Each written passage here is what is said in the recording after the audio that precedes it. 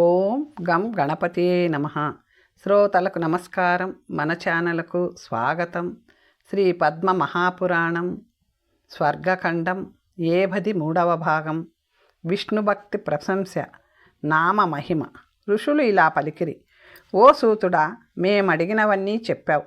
ఇప్పుడు నిన్నొక విషయం అడుగుతాం, దాని గురించి చెప్పు. ఓ సర్వజ్ఞ, నీవు చెప్పిన ఈ తీర్థములన్నింటినీ సేవించుట వలన ఏ ఫలము లభిస్తుందో అటువంటి ఫలము ఏదైనా ఒక్క కర్మను ఉద్దేశించి ఆచరించుట వలన లభిస్తుంది. అయినచో ఆ కర్మ ఏమిటో చెప్పుము. సూతుడు ఇలా పలికెను: ఓ ద్విజులారా, పూర్వము బ్రాహ్మణాది సమస్త వర్ణముల వారికి వారు ఆచరించవలసిన కర్మలు నిర్దేశింపబడినవి. అయితే వాటన్నింటిలో ఒకే ఒక్కటి విశేషమైనది, అందరూ ఆచరించవలసినది. అది ఏమిటంటే, శ్రీహరి యందు మనసా వాచ భక్తి కలిగి ఉన్నవాడు ఖచ్చితముగా సమస్తమును జయించినట్లే, సందేహము లేదు. సర్వదేవేశ్వరులకు ఈశ్వరుడైన శ్రీహరిని ఆరాధించవలేను. హరినామ మహామంత్రములను స్మరించువాని పాప పిశాచము నాశనమవుతుంది. శుద్ధ మనస్కుడై విష్ణువుకు ఒక్కసారి అయినను ప్రదక్షిణ పరిక్రమ చేయువాడు సర్వతీర్థములను దర్శించి స్నానమాచరించిన ఫలమును పొందును. ఇందులో ఎటువంటి సందేహము లేదు. శ్రీహరి అర్చామూర్తిని విగ్రహమును దర్శించినవాడు సర్వతీర్థములను దర్శించిన ఫలమును పొందును. విష్ణువు యొక్క నామమును భక్తితో జపించినవాడు సమస్త మంత్రములను జపించిన ఫలమును పొందును. విష్ణువుకు సమర్పించిన తులసిని ఆఘ్రాణించువాడు, వాసన చూచువాడు ప్రచండమైన యముని ముఖమును చూడడు. అనగా యమలోకమునకు వెళ్ళడని అర్థం. శ్రీకృష్ణునికి నమస్కరించిన వానికి పునర్జన్మ ఉండదు.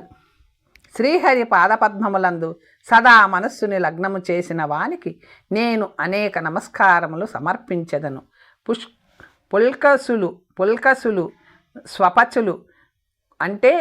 స్వపచులు అంటే కుక్క మాంసము తినువారు, ఇతర మ్లేచ్ఛ జాతుల వారు విష్ణువు యొక్క పాదములను సేవించిన ఎడల వారు వందనీయులే. అలాంటప్పుడు రాజఋషులు, బ్రాహ్మణులు, ఇతరులు విష్ణు భక్తులైనచో వారి గురించి వేరే చెప్పాలా?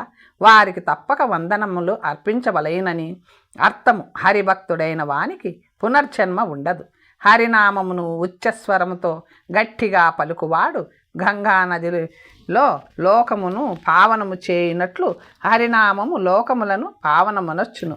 భక్తితో నారాయణుని దర్శించుట వలనను, పాదములను స్పృశించుట వలనను, నామము జపించుట వలనను బ్రహ్మహత్యాది పాతకమును నశించును. ఇందులో ఎటువంటి సందేహము లేదు.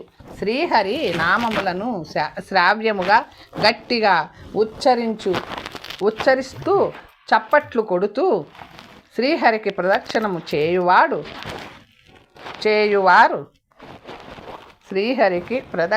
చేయువారు బ్రహ్మహత్యాది మహాపాతకముల నుండి విముక్తిని పొందును. ఇంకా మామూలు పాపముల గురించి చెప్పున్నది ఏమున్నది? హరికథను గానము చేయువానిని దర్శించినను, అతని గురించి విన్నను పునీతుడగును. ఓ ముని పుంగవులారా, ఇలా ఉండగా పాపములు నశించు విషయములో సందేహం ఏమున్నది?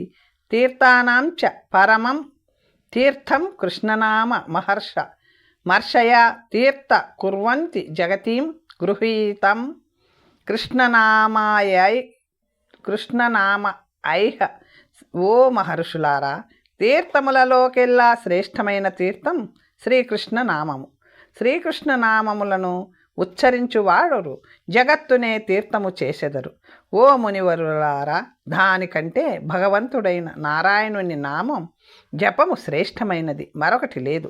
విష్ణు ప్రసాదమును స్వీకరించి భక్తితో తిని నిర్మల్యమును శిరస్సునందు ధరించువాడు భూలోకములో ప్రకాశించును. అతనికి యముని వలన దుఃఖము కలుగదు, అనగా నరకబాధలు కలుగదు. హరియే అర్చింపదగినవాడు మరియు నమస్కరించదగినవాడు. ఇందులో ఎటువంటి సందేహము లేదు. శ్రీహరిని ఇతర దేవతలతో సమానముగా భావించువాడు ఘోరమైన నరకమునకు వెళ్ళును. మూర్ఖుడైనను పండితుడైనను బ్రాహ్మణుడైనను చండాలుడైనను విష్ణుభక్తి కలిగినచో నారాయణుడే స్వయముగా ముక్తిని ప్రసాదించును. పాపముల రాశిని దగ్ధము చేయుటకు దావానలము వంటి నారాయణునికి పరుడైన వాడు శ్రేష్ఠుడు లేడు. ఘోరమైన పాపము చేసినవాడు కూడా శ్రీకృష్ణుని నామము ఉచ్చరించినంత మాత్రమున ముక్తుడగును. ఓ సువ్రతులారా, జగత్తుకు గురువైన శ్రీమన్నారాయణుడు తన నామములో తనకంటే ఎక్కువ శక్తిని ఉంచెను. అతి తక్కువ శ్రమతో నామమును ఉచ్చరించుట అంత ఎక్కువ ఫలితము ఎలా సాధ్యమని తర్కించువారు నరకమునకు వెళ్ళుదురు. అందువలన మానవుడు భగవన్నామ పారాయణుడై నారాయణుని యందు భక్తి కలిగి ఉండవలేను. శ్రీహరిని పూజించువానిని హరి వెనుకను ఉండి రక్షించును, అనగా స్వయముగా కాకుండా వేరు మార్గంలో రక్షించునని అర్థం. కానీ భగవన్నామమును సదా జపించువానిని భగవంతుడు స్వయముగా రక్షించును. పాపములనడి పర్వతమును ఛేదించుటకు శ్రీహరినామము మహావజ్రము వంటిది. శ్రీహరిని దర్శించుటకు వెళ్ళు పాదములు పాదములు, శ్రీహరిని పూజించు కరములు కరములు, శ్రీహరి ముందు ప్రణమిల్లి నమస్కరించు శిరస్సు శిరస్సు, శ్రీహరిని కీర్తించు నాలుక నాలుక, శ్రీహరి పద ధ్యానములో లీనమయ్యే మనస్సు మనస్సు, శ్రీహరి నామములు విన్నంతనే రోమచింతమయ్యే రోమములు రోమములు, అచ్యుతిని ప్రసంగము వలన సంతోషముతో వచ్చే బాష్పములే బాష్పములు. అయ్యో, మానవులు దైవ దోషము వలన వారు చేసిన పాపముల వలన వంచితులవుతున్నారు. శ్రీహరి నామమును జపించినంత మాత్రమున ముక్తి ప్రసాదించే నామమును జపించుట లేదు.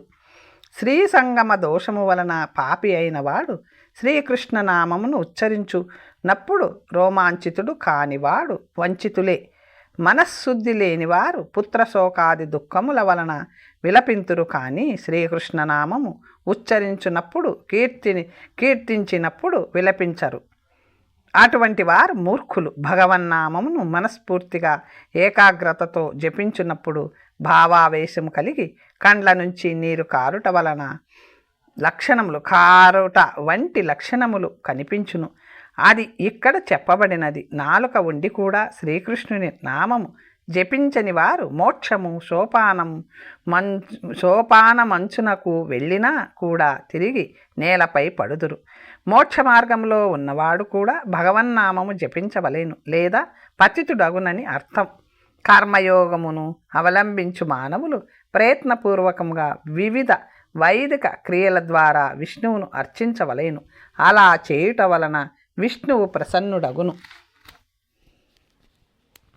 వేరు మార్గము లేదు. విష్ణు భజన జరుగు ప్రదేశము తీర్థముల కంటే ఉత్తమమైన తీర్థము. సమస్త తీర్థములందు స్నానం ఆచరించి తీర్థజలమును సేవించుట వలన ఎంతటి ఫలము లభించునో అంతకంటే ఎక్కువ ఫలము కృష్ణుని సేవించుట వలన లభించును. వివిధ కర్మల క్రియలు ద్వారా విష్ణువును పూజించువారే ధన్యులు. ఓ మునులారా, పరమ మంగళ స్వరూపుడైన శ్రీకృష్ణుని పూజించండి. కర్మయోగము. ఋషులు ఇలా పలికిరి: ఓ సూతుడా, కర్మయోగం అంటే ఏమిటి? కర్మయోగం ద్వారా నారాయణుని ఆరాధించుట వలన ఎలా ప్రసన్నుడవుతాడు? వక్తలలో శ్రేష్ఠుడా, ముముక్షువులు భగవంతుడైన నారాయణుని ఎలా ఆరాధించాలి? సమస్త లోకములను రక్షించు ధర్మము ఏది? కర్మయోగ స్వరూపము ఏమిటి? దీనిని వినవలైనను ఆసక్తితో విప్రులందరూ నీ ముందు కూర్చున్నారు. దయచేసి చెప్పవలేను. సూతుడిలా పలికెను: పూర్వము అగ్నితుల్యులైన ఋషులు సత్యవతీ సుతుడైన వ్యాస మహర్షిని ఇదే విషయమై ప్రశ్నించిరి. దానిని మీకు చెబుతాను, వినండి. ఓ ఋషులారా, వినండి. బ్రాహ్మణులకు అత్యంత ఫలప్రదమైనది, సనాతనమైనది, పరంపరలో వచ్చినది, వైదికమైనది, బ్రాహ్మణుల కోసం ప్రత్యేకముగా చెప్పబడినది, సర్వపాపహరకరమైనది, పుణ్యప్రదమైనది, ఋషులచే ఆచరింపబడినది అయిన కర్మయోగమును మీకు వినిపిస్తాను. ఏకాగ్ర చిత్తులై వినండి. గర్భవాసము మొదలు 8 సంవత్సరములు నిండిన పిదప లేదా జన్మించిన పిదప 8 సంవత్సరముల వయస్సులో బ్రాహ్మణుడు ఉపవీతుడై స్వసూత్రోక విధానములో వేదములను అభ్యసించవలెను. దండము చేత ధరించి, మేకలము మొలత్రాడు ధరించి, సూత్రము అంటే చంద్యము ధరించి, కృష్ణాజన ధరుడై గురుహితము కోరుకుంటూ భిక్షాహారమును స్వీకరిస్తూ గురుముఖంగా అభ్యసించవలెను. పూర్వము బ్రహ్మదేవుడు ఉపవీతము కోసం పత్తిని సృష్టించెను. బ్రాహ్మణులకు 3 పొరల దారములు కలిగిన సూత్రముండవలెను. అది పత్తితో చేసినది కానీ లేదా పట్టుతో చేసినది కానీ అయి ఉండవలేను. బ్రాహ్మణుడు ఎల్లప్పుడూ ఉపవీతమును ధరించవలేను. జుట్టును ఎల్లప్పుడూ ముడివేసి ఉంచవలేను. శిఖ కలిగి ఉండవలేను. ఇలా చెయ్యని పక్షమున చేసిన కర్మలు నిరర్థకమవుతాయి. చిరుగులేనివి పత్తి వస్త్రము కానీ పట్టు వస్త్రము కానీ ధరించవలేను. అది తెలుపు రంగుదై ఉండవలేను లేదా కాషాయి రంగుదై ఉండవలేను. ఉత్తరయ్యము కృష్ణాజినము ఉత్తమము లేనిచో గవయ మృగము అంటే ఎద్దు లేదా రుర్రు జాతికి చెందిన జింక చర్మమైనను ఉపయోగించవచ్చును. కుడి చేతిని పైకెత్తి ఎడమ భుజము మీది నుంచి ధరిస్తే దీనిని ఉపవీతమందురు. కుడి చేత చంకల క్రిందకు వచ్చునట్లు ధరించవలేను. యజ్ఞోపవీతము హారము వలె కంఠము చుట్టూ ధరించినచో దానిని నివీతమందురు. అది యజ్ఞోపవీతము. కుడి భుజంపై నుంచి ఎడమ చేతి చంకల క్రింద వచ్చునట్టు ధరిస్తే ప్రాచీన వీతమని అందురు. పితృకార్యములు చేయనప్పుడు ఇలా ధరించెదరు. ఔపాసన చేయనప్పుడు, ఆవుల కొట్టమునకు వెళ్ళునప్పుడు, హోమము తర్పణాలు వేదాధ్యయనము భోజనము చేయనప్పుడు, బ్రాహ్మణుల సన్నిధికి వెళ్ళునప్పుడు, గురు శుశ్రూష చేయనప్పుడు, సంధ్యావందనం ఆచరించినప్పుడు, సాధు సంగమునకు వెళ్ళునప్పుడు ఉపవీతము తప్పక ధరించవలేను. ఇది సనాతనమైన ఆచారం. ముంజదర్భలతో చేయబడిన 3 దారములతో మొలత్రాడు కట్టుకొనవలేను. ముంజదర్భలు లేని ఎడల కుశదర్భలతో చేసుకోవచ్చును. 1 లేదా 3 ముడులు వేసుకొనవలేను. వెదురు నుంచి కానీ పలాస వృక్షము నుంచి కానీ చేసి దండము ధరించవలేను. దాని ఎత్తు తల వెంట్రుకల వరకు ఉండవలేను. ఈ 2 వీలు కాని పక్షమున యజ్ఞమునకు ఉపయోగించే వృక్షముల నుండి తయారు చేయబడిన దండమును ఉపయోగించవలేను. ఈ దండము నున్నగా వ్రణములు లేనిదై ఉండవలేను. సమాహితుడై ప్రాతకాలమందు మరియు సాయంకాలమందు ఉపాసన చేయవలేను. సంధ్యావందనము చేయవలేను. కామము వలన కానీ లోభము వలన కానీ భయము వలన కానీ అజ్ఞానము వలన కానీ సంధ్యావందనము చేయని ఎడల పతితుడగును. పిదప ప్రసన్న మనస్సు కలిగిన వాడై సాయం ప్రాతః సమయాలలో అగ్నికార్యం చేయవలేను. స్నానము చేసిన పిమ్మట దేవ ఋషి పితరులకు తర్పణాలు ఇవ్వవలేను. దేవతలను పువ్వులు పత్రములు మరియు ఉదకముతో పూజించవలేను. ప్రవర చెప్పుకొని శిరస్సు వంచి సాష్టాంగపడి పెద్దలకు నమస్కరించవలేను. అలా చేయడం వలన ఆరోగ్యములను పొందును. బ్రాహ్మణుడు నమస్కరించినప్పుడు ఆయుష్మాన్ భవ అని చెప్పవలేను. నామము చివరి నుండి 2వ అక్షరమును దీర్ఘముగా పలకవలేను. అభివాదమునకు ప్రత్యభివాదం చేయని బ్రాహ్మణునకు నమస్కరించరాదు. నమస్కరించినప్పుడు ప్రతి నమస్కారం చేయనివాడు పెద్దలైతే ఆశీర్వదించని వారు శూద్ర సమానులు. గురువుకు నమస్కరించినప్పుడు వ్యత్యాస్త ప్రాణి అయి అనగా గురువు కుడికాలిని కుడి చేతితోనూ ఎడమకాలిని ఎడమ చేతితోనూ తాకి నమస్కరించవలేను. ఏ గురువు వద్ద లౌకిక వైదిక ఆధ్యాత్మిక జ్ఞానమును బడయినో ఆ గురువునకు మొదట నమస్కరించవలేను. దేవుని పూజించుటకు నీరు పువ్వులు సమిదలు ఇతరములు యాచించకూడదు. బ్రాహ్మణుని కలిసినప్పుడు కుశలమును అడగవలేను. క్షత్రియుని కలిసినప్పుడు ఆరోగ్యము గురించి అడగవలేను. వైశ్యుని కలిసినప్పుడు క్షేమము తెలుసుకోవాలి. శూద్రుని కలిసినప్పుడు ఆరోగ్యం గురించి అడగాలి. అందుకే వారిని కలిసినప్పుడు కుశలమా అనామయమా క్షేమమా ఆరోగ్యమా అని అడగవలేను. ఉపాధ్యాయుడు తండ్రి అన్న భయము నుండి కాపాడినవాడు రాజు. మేనమామ మామ మాతామహుడు పితామహుడు తమ వర్ణములో పెద్దలు తండ్రికి సోదరులు వీరంతా గురువులని తెలియవలేను. తల్లి మాతామహి అమ్మమ్మ, గురుపత్ని నాన్నమ్మ, అక్కలు అత్త నాన్నమ్మకి, అక్కలు చెల్లెండ్రు తల్లిదండ్రులు, అక్కలు చెల్లెండ్రు పెంచిన తల్లి, ఇతర స్త్రీలు పెద్దవారు వీరంతా గురువర్గమునకు చెందినవారని తెలియవలేను. మనస వాచ కర్మణ వీరందరినీ గౌరవించాలి. వారి మాటలకు విలువనివ్వాలి. వీరిని చూసినప్పుడు లేచి నిలబడి చేతులు జోడించి నమస్కరించాలి. వీరికి ఎదురుగా కూర్చోరాదు. ఏ కారణము వలన వీరితో వివాదించకూడదు. జీవనము కోసం వీరితో పెద్దలతో ద్వేషముతో మాటలాడరాదు. గుణవంతుడైనను ఉద్రిక్తము వలన కానీ ద్వేషము వలన కానీ మరే ఇతర కారణము వలన కానీ గురువులను ద్వేషిస్తే అతడు పతితుడగును. గురు వర్గములోని మొదటి 5 విశేష పూజనీయులు. వారిలో కూడా మొదటి 3 ఇంకా గొప్పవారు. అందులో తల్లి విశేష పూజ్యురాలు. కుమారుడనిన భావించువాడు తల్లి విద్యోపదేశము చేసిన గురువు, అన్న, భర్త ఈ 5 గురువులని తెలియవలేను. వీరిని సర్వ ప్రయత్నము వలన చివరకు ప్రాణము సమర్పించి అయినను ఈ 5 పూజించినచో శుభము కలుగును. తల్లిదండ్రులు తన యందు వికారమును చెందనంత వరకు వారికి సర్వస్వమును సమర్పించి పూజించవలేను. పుత్రుని గుణములు చూసి తల్లిదండ్రులు సంతుష్టులైనచో అతడు సకల ధర్మమును పొందినవాడగును. తల్లికి సమానమైన దైవము లేదు, తండ్రికి సమానమైన గురువు లేడు. వారికి ప్రత్యుపకారము చేయుట సాధ్యము కాదు. అందుకే మనస వాచ కర్మణ వారికి నచ్చేటట్లు ప్రవర్తించవలేను. నిత్య నైమిత్తిక కర్మలు తప్ప వారి అనుజ్ఞ లేకుండా ఇతర కర్మలేవి చేయరాదు. మృతుడైన పిదప అనంత ఫలము పొందుటే ధర్మసారము. ప్రాణములు సమర్పించి అయినను ఈ 5 పూజించినచో శుభము కలుగును.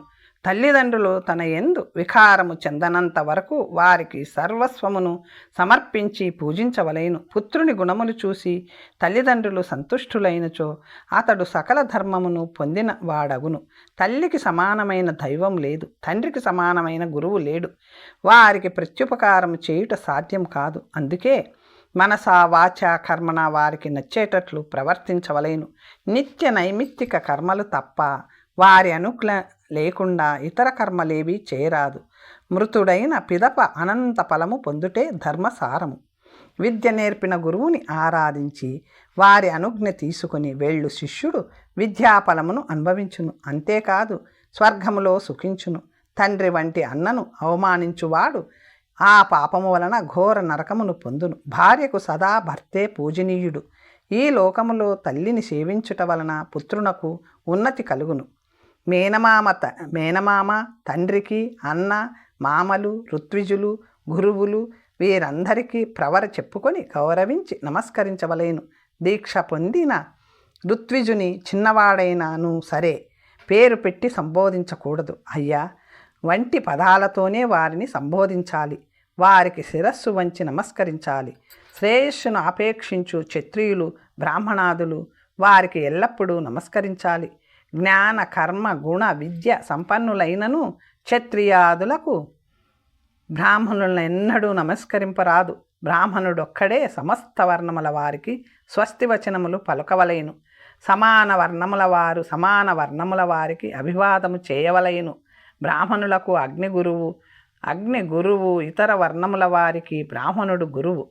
స్త్రీలకు పతియే గురువు. సర్వత్రా అభాగ్యతుడు గురువు. విద్య, కర్మ, వయస్సు, బంధుత్వము, విత్తము అంటే డబ్బు ఈ 5 మాన్యస్థానములు. వీటిలో వెనుక నుంచి ముందుకు గౌరవం ఎక్కువ.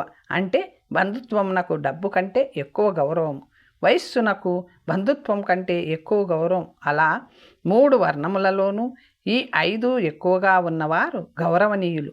10వ దశకములో నున్న శూద్రుడు కూడా గౌరవనీయుడే. బ్రాహ్మణుడు శ్రీ, రాజు, అంధుడు, ముసలివాడు, భారము వహించువాడు, నెత్తిమీద బరువు పెట్టుకొని వచ్చువాడు, రోగి, దుర్బలుడు వీరందరికీ నడుచుచున్నప్పుడు దారి ఇవ్వవలేను. శిష్యుడు ఇంటింటికి వెళ్ళి భిక్ష అడిగి లభించిన దానిని గురువుకు సమర్పించి ఆ గురువు ఇచ్చిన దానిని వాదించకుండా తీసుకొని వారు అనుమతితో తినవలేను. బ్రాహ్మణులు ఇంటిలో భిక్ష అడిగినప్పుడు భగవాన్ భిక్షాం దేహి అని భవాన్ భిక్షాం దేహి అని భవాన్ శబ్దము ముందుండవలేను. క్షత్రుల ఇంట భిక్ష అడిగినప్పుడు భిక్షాం భవాన్ దేహి అని భవాన్ శబ్దం మధ్యలో ఉండవలేను. వైశ్యుల ఇంటిలో భిక్ష అడిగినప్పుడు భిక్షాం దేహి భవాన్ అని భవాన్ శబ్దం చివరలో ఉండును. ఈ విధముగా శిష్యుడు యాచించవలేను. తల్లి, సోదరి, పిన్ని, పెద్దమ్మ తన యందు అభిమానం కలవారిని మొదట యాచించవలేను. సజాతీయుల ఇంటిలో కానీ ఇతర జాతుల వారి నుంచి కానీ భిక్ష స్వీకరించవచ్చు. పతితుల నుండి ఎన్నడూ భిక్ష స్వీకరించరాదు. ఇంద్రియ నిగ్రహుడైన బ్రహ్మచారి వేదయజ్ఞ కర్మానుష్ఠానములు ఆచరించు గృహములలో భిక్ష నడుగవలేను. గురువు మరియు గురువుగారి బంధువుల వద్ద, జ్ఞాతులు తెలిసిన వారి వద్ద, తన కులము వారి వద్ద, తన బంధువుల వద్ద ఎన్నడూ భిక్ష అడగరాదు. ఎక్కడా భిక్ష లభించని పక్షంలో పూర్వము వదిలి మిగిలిన వారి వద్ద భిక్ష అడగాలి. అనగా ఎక్కడా భిక్ష దొరకని పక్షంలో బంధువులను అడగాలి. అక్కడ లభించనిచో కులము వారిని అడగాలి. అక్కడా దొరకని పక్షంలో జ్ఞాతులు వద్ద అడగాలి. అక్కడ లభించని పక్షమున గురువును భిక్ష అడగాలి. ఇక్కడ కూడా భిక్ష లభించని పక్షంలో గ్రామమంతా తిరిగి ప్రతి ఇంటిలో భిక్ష అడగవచ్చు. నియతుడై వాక్కును అధీనంలో పెట్టుకొని అక్కడ ఇక్కడ చూడకుండా కపటం లేకుండా తనకు కావలసినంత స్వీకరించవచ్చు. భిక్షాన్నమును అనన్యమనస్కుడై తినవలేను. ఈ వ్రతము పాటించువాడు నిత్యము భిక్షాటనము చేయవలేను. ఒకే ఇంటిలో నిత్యము భిక్ష అడుగరాదు. ఈ విధముగా భిక్షాన్నమును తినువాడు ఉపవాసము చేసిన ఫలమును పొందును. అన్నమును గౌరవంతో తినవలేను. గర్వముతో ఎన్నడూ తిరస్కరించకూడదు. అన్నమును చూసినప్పుడు ప్రసన్నుడు కావలేను. ఆనందించి సంతృప్తి చెందవలేను. అతి భోజనము అనారోగ్యము, ఆయుక్షీణము, నరకప్రదము, పుణ్యరహితము, లోక తిరస్కారము అయినది. అందువలన ఎన్నడూ అతి భోజనము కూడదు. భోజనము చేయనప్పుడు పూర్వాభిముఖుడై లేదా సూర్యాభిముఖుడై భోజనం చేయవలేను. ఉత్తరముఖముగా ఎన్నడూ తినకూడదు. ఇది ప్రాచీన సాంప్రదాయం. తినే ముందు కాళ్ళు చేతులు కడుక్కొని 2 సార్లు ఆచమనం చేసి శుచి అయిన ప్రదేశంలో కూర్చొని భోజనము చేయవలేను. భోజనమైన పిమ్మట 2 మార్లు ఆచమనము చేయవలేను. ఆచమన విధానం. వ్యాసుడు ఇలా పలికెను. భోజనం చేసిన తరువాత పానము, నిద్ర, స్నానము, బయటకు వెళ్ళి వచ్చిన తరువాత పెదవులను ముట్టినప్పుడు, నాలుకతో కానీ చేతితో కానీ బట్టలు వేసుకున్న తరువాత, రేతో విసర్జనము జరిగినప్పుడు, మూత్ర పురీషోచ్చరణమప్పుడు, అనృతములను మాటలాడినప్పుడు, అసత్యము పలికినప్పుడు, ఉమ్మినప్పుడు, శాస్త్ర అధ్యయనము ప్రారంభించినప్పుడు, దగ్గినప్పుడు, తుమ్మినప్పుడు, కూడలి దారులు కలిసే చోట దాటినప్పుడు, శ్మశానము దాటినప్పుడు, ప్రాతఃసాయం సంధ్యానంతరము ఆచమనం చేయవలేను. చండాలురు మ్లేచ్చులతో మాట్లాడినప్పుడు, స్త్రీలతోనూ శూద్రులతోనూ మాట్లాడినప్పుడు, తిట్టుతున్న వాడితో లేదా తిన్న తరువాత చేతులు ఎంగిలి చెయ్యి కడుగని వానితో మాట్లాడినప్పుడు, చూసినప్పుడు, ఎంగిలి కంచాలు ఆకులు చూసినప్పుడు ఆచమనం చేయవలేను. కన్నీరు కారినప్పుడు, రక్తం కారినప్పుడు, భోజనంకు ముందు, స్నానము తర్వాత, నీరు త్రాగిన తర్వాత, మలమూత్ర విసర్జన అనంతరం ఆచమనం చేయవలేను. బయట నుంచి వచ్చినప్పుడు, నిద్రించే ముందు, నిద్ర లేచిన పిదప, అగ్ని, గోవు, స్త్రీలు ముట్టినప్పుడు, స్త్రీలచే ముట్టబడినప్పుడు ఆచమనం చేయవలేను. అలాగే వ్యాధిగ్రస్తుడైన వాడిని ముట్టినప్పుడు, గడ్డిని, భూమిని ముట్టినప్పుడు ఆచమనం చేయవలేను. తన వెంట్రుకలను ముట్టినప్పుడు, బట్టలు నేలపై పడినప్పుడు, దానిని ముట్టినప్పుడు శుద్ధ జలముతో ఆచమనం చేయవలేను. ఎల్లప్పుడూ శుచిగా ఉండవలేను. భావముతో పూర్వాభిముఖుడై లేదా ఉత్తరాభిముఖుడై ఆచమనం చేయవలేను. ఆచమనమునకు ఉపయోగించు జలము ఉష్ణము లేకుండా, నురగ లేకుండా, వెంట్రుకల వంటి మలిన వస్తువులు లేకుండా స్వచ్ఛముగా ఉండవలేను. తలను వస్త్రము వంటి వాటితో చుట్టుకొని, తలను మెడను కప్పుకొని, జుత్తును ముడి పెట్టకుండా, కాళ్ళు కడుగుకోకుండా చేసే ఆచమనం నిష్ప్రయోజనం. బయట నుంచి నడుచుకొని వచ్చినప్పుడు పాదములను ప్రక్షాళన చేయకుండా ఆచమనం చేయరాదు. తలపాగను ధరించి మెట్ల మీద నిల్చొని పాదరక్షలను జోళ్లు ధరించి కుర్చీ వాహనము మొదలైన వాటిలో కూర్చొని చుక్కలు చుక్కలుగా పడుతున్న వర్షము వచ్చినప్పుడు వర్షపు నీటితోనూ నిల్చొని ఒక్క చేత్తో జంధ్యం లేకుండా నీటిని పైకెత్తుకొని ఆచమనం చేయకూడదు. చేతులు తొడల కవతల బయట పెట్టుకొని ఆచమనం చేయరాదు. మాటలాడుతూ నవ్వుతూ అటూ ఇటూ చూస్తూ మంచం పైన పడుకొని ఉన్నప్పుడు ఆచమనం చేయరాదు. ఉప్పు నీటితోనూ అశుచిగా ఉన్నవాడు తెచ్చిన నీటితోనూ శూద్రుడు తెచ్చిన నీటితోనూ నురగ ఉన్న నీటితోనూ ఆచమనం చేయరాదు. వ్రేళ్లతో శబ్దం చేస్తూ ఆచమనం చేయరాదు. పరధ్యానముగా ఏకాగ్రత లేకుండా ఆచమనం చేయరాదు. రంగులు రసములు మొదలగునవి కలిసిన నీటితో ఆచమనం చేయరాదు. పగుళ్ల నుంచి కారే నీటితోనూ ఆచమనం చేయరాదు. నీటిని చేత్తో క్షోభింపచేసి ఆ నీటితో ఆచమనం చేయరాదు. భుజములను సాగదీసి ఆచమనం చేయరాదు. ఆచమనం చేసినప్పుడు ఆ నీరు హృదయములో ప్రవేశించినంతనే బ్రాహ్మణుడు పునీతుడగును. కంఠమును చేరినంతనే క్షత్రియుడు నోటికి చేరినంతనే వైశ్యుడు శుచి అగును. నీటిని ముట్టినంతనే స్త్రీలు శూద్రులు శుచి అగుదురు. అంగుష్ఠమూలములోనున్న రేఖ ప్రదేశము బ్రహ్మమనబడును. ఆ ప్రదేశం నుంచి ఆచమనం చేసినచో అది బ్రహ్మతీర్థమనబడును. అంగుష్ఠమునకు మిగిలిన వ్రేళ్లకు మధ్యలోనున్న స్థానము నుంచి ఆచమనం చేస్తే అది పితృతీర్థం. చిటికెన వ్రేలు మూలము కంటే కొంచెం లోపలికి ప్రాజాపత్య స్థానము, అక్కడి నుంచి స్వీకరించే ఆచమనం ప్రాజాపత్య తీర్థం. చిటికెన వ్రేలు మన ద్వారా స్వీకరించే ఆచమన తీర్థం దైవతీర్థం. దానినే హర్ష తీర్థమని కూడా అంటారు. దాని మూలము నుంచి స్వీకరించే తీర్థం దైవతీర్థం లేదా హర్ష తీర్థం అవుతుంది. ఆ వ్రేలి మధ్యలో స్వీకరించే తీర్థమునకు ఆగ్నేయ తీర్థమని పేరు. దీనినే సౌమిక తీర్థమని కూడా అంటారు. దీనిని తెలిసినవాడు భ్రమకు లోను కాడు. బ్రాహ్మణుడ ఎప్పుడు బ్రహ్మతీర్థంలో ఆచమనం చేయవలేను. హోమాదులు చేయనప్పుడు బ్రాహ్మణుడు దైవతీర్థంతోనూ, పితృతర్పణాదులు చేయనప్పుడు పితృతీర్థంతోనూ ఆచమనం చేయవలేను. బ్రాహ్మణుడు 3 సార్లు నియమముగా బ్రహ్మతీర్థంలో ఆచమనం చేయవలేను. చేతిని ప్రోక్షించి అంగుష్ఠము యొక్క కొనలతో అంగుష్ఠమూలమును ముట్టవలేను. పిదప ముఖమును నోటిని ముట్టవలేను. అటు తర్వాత అంగుష్ఠము అనామిక వ్రేలితో చేర్చి 2 కన్నులను స్పృశించవలేను. తర్జని అంగుష్ఠములతో ముక్కును 2 వైపులా ముట్టవలేను. అంగుష్ఠము చిటికెన వ్రేలు చేర్చి 2 చెవులను ముట్టవలేను. అన్ని వ్రేళ్లతో హృదయమును శిరమును ముట్టవలేను. అంగుష్ఠముతో 2 భుజములను ముట్టవలేను. 3 మార్లు ప్రాసనము చేయుట వలన దేవతలు ప్రీతులగుదురు. బ్రహ్మ విష్ణు మహేశ్వరుడు కూడా సంతుష్టులగుదురని విన్నాము. పరిమార్జన తుడుచుకొనుట వలన గంగా యమునలు ప్రీతులగుదురు.